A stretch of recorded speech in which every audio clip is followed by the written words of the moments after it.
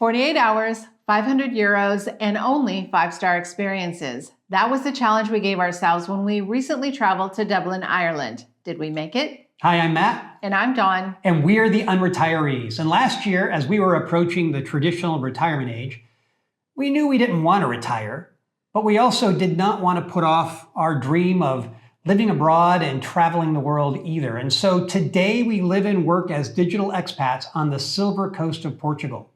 And on this channel, we talk about living abroad, remote work, and travel over 50. If you like this video, be sure to hit that like button, subscribe to this channel, and then hit the bell notification so that you never miss a new video. We also have a free weekly newsletter, and we'll leave a link below where you can sign up.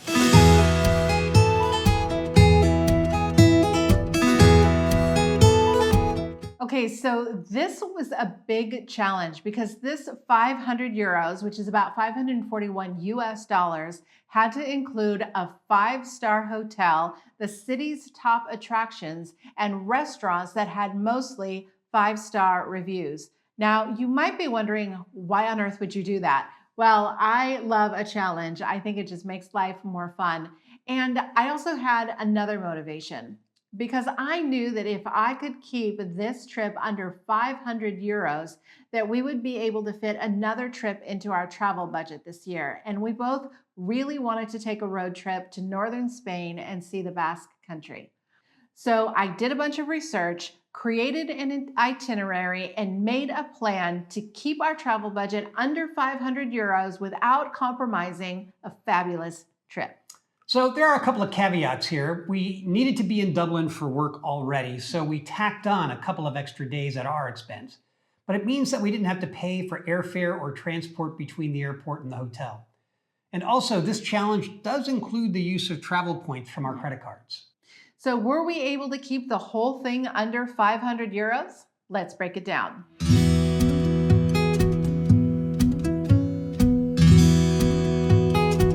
So for our hotel, our first choice was to stay at a nice hotel, not a high-end hotel, just a nice hotel in downtown Dublin. The reason we wanted to stay in downtown is because we wanted to be able to walk to everything that we wanted to see and do. But when we started looking up hotels that fit our criteria, they were really expensive. I don't know if they're always that expensive in Dublin or if there was something special going on, but they were way, way out of our budget. So we went to our next choice, which was to also find something that was in downtown, but maybe a budget hotel.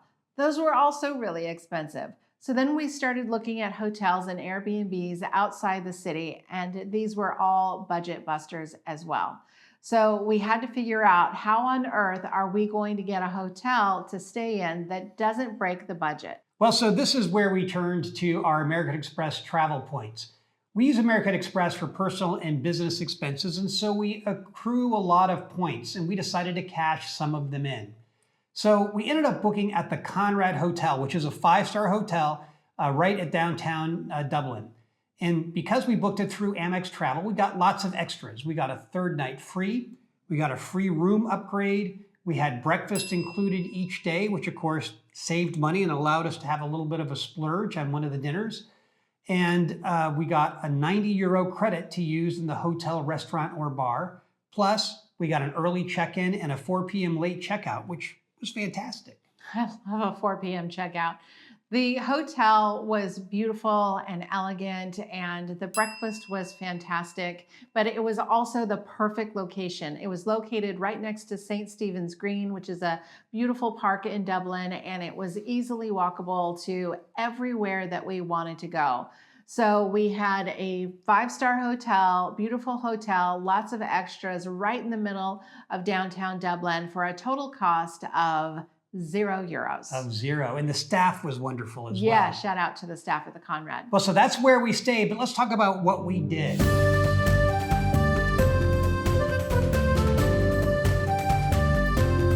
So we had been to Dublin before and had seen a couple of the sites, but for this trip, we really wanted to pack in as much as we could. And if you saw our previous video about fast travel and slow travel, which we'll link below, this was definitely fast travel. Right. So here again, we had that challenge that we really wanted to keep our costs under 500 euros, but we wanted to see a lot of different stuff in Dublin. And this is where we turned to Go City. Now, the Go City Pass, if you're not already familiar with it, is a single pass that gets you into top attractions in a city.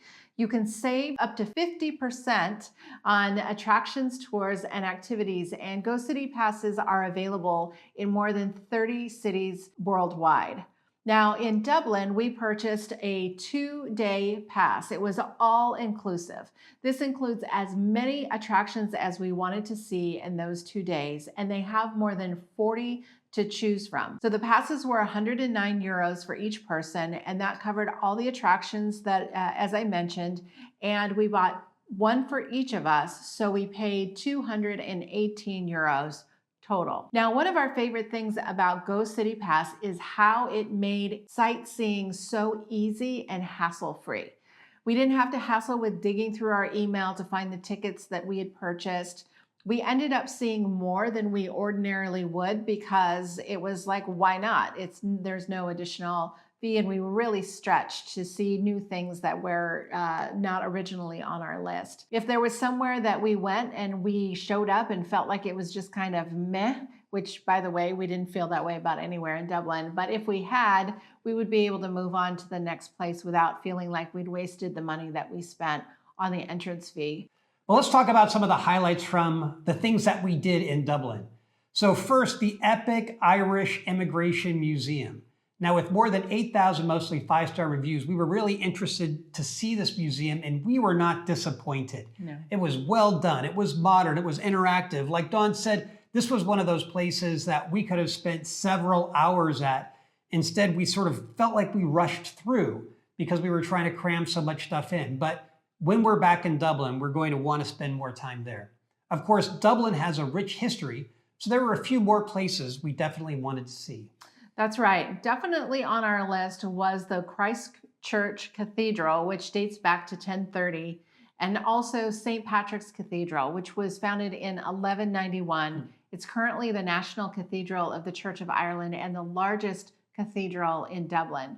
We also wanted to see the Dublin Castle, which was built in the 13th century as a medieval fortress originally under King John of England. Now, it is really difficult to try to find a soundbite to encompass the feeling that you get walking through the history or standing in these awesome cathedrals. But it was definitely inspirational, and I would highly recommend it if you're in Dublin. These are 3 can't miss destinations for sure. They are. And switching gears, another place that was on our list was the Guinness Tour. Yeah. Now, it's hard not to be impressed when you tour the Guinness store. It is like the Disneyland of beer. And our favorite floor, it's 7 or 8 floors that you walk through. And our favorite floor was the floor that was dedicated to all of the advertising over the years. And the tour ends with a Guinness at the Sky Bar, which has incredible views of Dublin. Now, there was one thing that we really wanted to see that was not included in the Go City Pass, and that was the Book of Kells tour. Now, the Book of Kells is a manuscript of the first 4 Gospels of the New Testament, and it was created in a monastery in the 9th century. It contains extravagant, beautiful illustrations, and somehow this book has miraculously survived. So that exhibit, as well as seeing the Trinity College library, which dates back to 1592, that was a real highlight of our trip as well. That's right. Well, so how much did we spend on these things that we did? Well, everything was walkable, so we didn't have to spend anything for transportation. The Go City Pass was 109 euros each, so that was 218 euros for both of us. And then the Book of Kells, we had to buy tickets directly from that, and that was extra. So they were 25 each, so 50 euros for the both of us. So the total cost on all of these activities was 268 euros.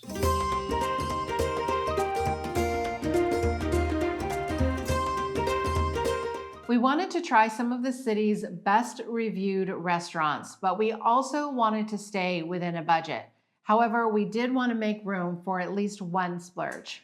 Well, so let's talk about where we ate. First, on day 1, breakfast at the hotel. Now, breakfast at the Conrad was incredible. You could choose the buffet or you could order off the menu and it was all included. I don't know if that was the Conrad that included that or it was because we booked it through American Express, but it didn't matter. It was fantastic. It was the best hotel breakfast that we probably have ever had at any hotel. And again, the total cost, $0. So we did select a lunch place based on the reviews, which were very, very good. Unfortunately, our experience didn't really live up to that. So I won't mention the name of the restaurant, but we did pay 29 euros. Fortunately, afterwards, we wanted some coffee, and so we headed over to Copper and Straw, one of the best coffee places in the city, and that absolutely lived up to the hype. Great vibe, great coffee. We paid €8 for 2 flat whites. That's right. And after more exploring, we managed to get a table in the late afternoon at the famous Temple Bar. So when you're at the Temple Bar, you've got to have a pint of Guinness. And of course, there's always live music going on, so we got to listen to live music. And the total cost was 21 euros. A little bit high, but it was a tourist location, so a little bit of a tourist tax on that. But then for dinner, we just went right across the street from Temple Bar to a place called Pie Pizza. Now, it's wood-fired pizza, and the reviews were phenomenal for this. Now, I love pizza, and so we had to check it out. So we ordered their signature Njuda pizza, Njuda. And so I apologize that I'm mispronouncing it, no doubt. So the Njuda pizza had basil, honey scamorza, Njuda, and grana padano. And we also ordered a second pizza, the New Yorker Supreme, which had chorizo and sausage. And we're in Dublin, we had a couple of beers. And our experience was that both of these pizzas were exceptional. Now, we like the New Yorker a little bit better because we like spicier things, but that may not be true for everyone. But both were very, very good. And 2 pizzas and the beer, 58 euros is what we spent. So after dinner, it was still pretty light out. It stays light later in Dublin, and we weren't ready to go back to the hotel yet. So we decided to go around the corner to the old storehouse for live music and beer. Now, you don't have to go very far to find a pub with live music in Dublin, but the old storehouse is one of our favorites. We were able to find a couple of bar stools close to the musician. We ordered some beers, which we weren't able to finish after all that pizza, but we had a great time. The cost of the 2 beers was 17 euros. And our total for day 1, meals, coffee, and beer was 133 euros. So the next day we started once again with breakfast at the Conrad, still exceptional. Later that day, we went out for lunch and coffee. Again, these were well rated, but kind of disappointing, but we did spend 47 euros.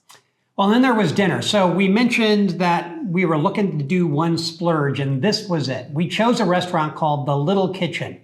It's a small neighborhood restaurant away from the tourist area, more of a hidden gem, I think, but the reviews were very, very good. We wanted to splurge on one really nice meal, but we also wanted to stay within budget. And the Little Kitchen has an early bird dinner, which is phenomenal. They do it every Tuesday through Friday from 5 to 6:30, and you can get 2 courses for 25 euros each or 3 courses for 30 euros each. So we chose the 2-course option. So we got there at 6:15, which is pretty early for dinner by European standards.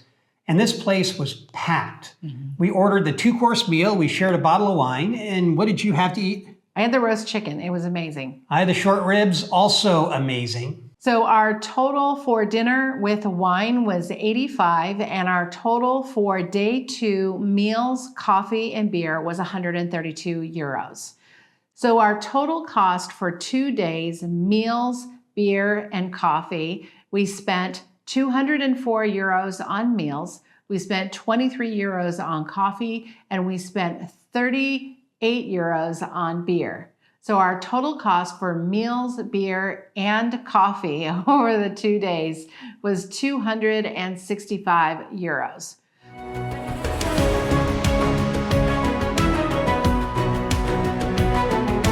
So our grand total for this trip, if you haven't already done the math in your head, was 533 euros. Oh, so close. Just missed. Yeah.